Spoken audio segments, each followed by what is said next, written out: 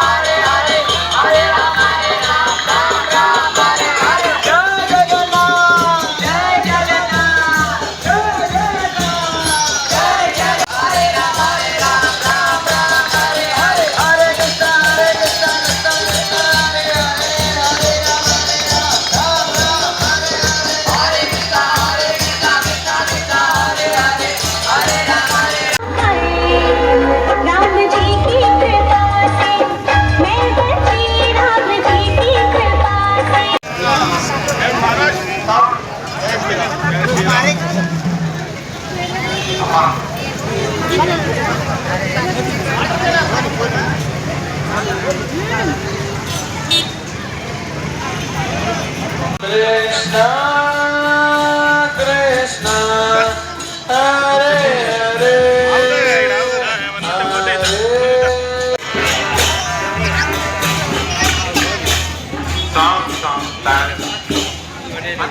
जगन्नाथ स्वामी के जय जगन्नाथ बलदेव सुभद्रा महारानी के ఎవరైతే వింటారో అందరూ ఒకసారి చెప్పండి హరే కృష్ణ రెండు చేతులు పైకి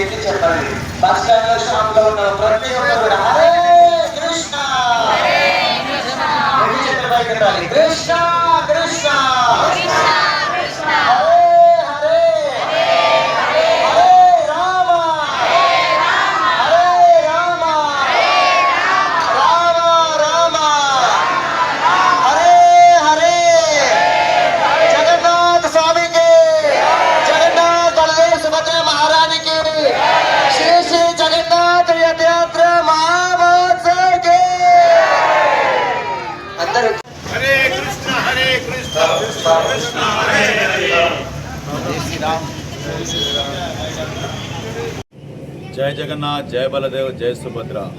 ఇస్కాన్ భీమ్గల్ వారి ఆధ్వర్యంలో శ్రీ జగన్నాథ రథయాత్ర ఇది 3వ సంవత్సరము.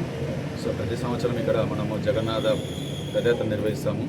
ప్రపంచవ్యాప్తంగా ఒరిస్సాలో ఉన్నటువంటి పూరి క్షేత్రంలో అనాది కాలం నుంచి ఒక జగన్నాథ రథయాత్ర నిర్వహించడం జరుగుతుంది.